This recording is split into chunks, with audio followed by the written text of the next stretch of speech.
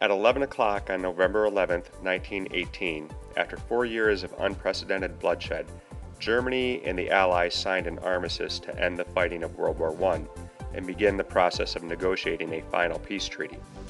President Woodrow Wilson wanted to, in his words, make the world safe for democracy, and he developed a 14-point plan that he felt would ensure such a conflict would never happen again. The first 5 points were aimed at eliminating the causes of the war, namely ending secret alliances, guaranteeing freedom of the seas and free trade among nations, as well as reducing armed forces as much as possible. The next 8 points attempted to adjust political borders based on the concept of national self-determination. Political borders, Wilson felt, should reflect ethnic borders. For instance, Austria-Hungary, an empire encompassing many different nationalities, was broken up into several smaller nations based on nationality. Wilson's final point was the creation of a cooperative League of Nations. Members of the League would promise to come to each other's aid if a crisis or dispute arose. This type of international cooperation, Wilson felt, would contain any international disputes before they got out of hand. The negotiations for the Treaty of Versailles began in January 1919. The other major diplomats, David Lloyd George of Britain, George Clemenceau of France, and Vittorio Orlando of Italy, had their own ideas about the type of treaty they wanted.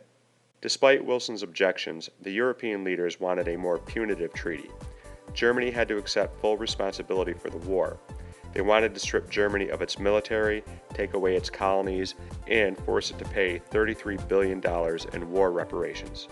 The final treaty did not address all of Wilson's 14 points, but he did succeed with his 14th and final point, which was the creation of the League of Nations.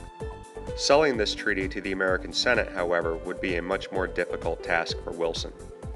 According to the constitutional rules of checks and balances, the President of the United States is authorized to negotiate treaties with foreign governments.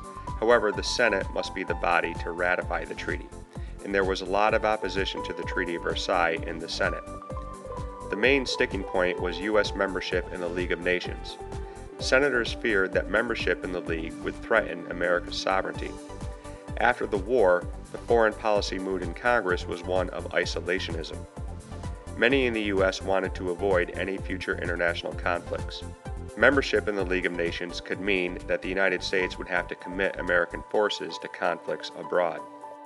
Wilson went on a nationwide tour in order to sell the treaty directly to the American public.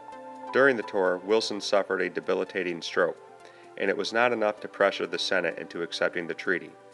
In 2 separate votes, the United States Senate rejected the Treaty of Versailles.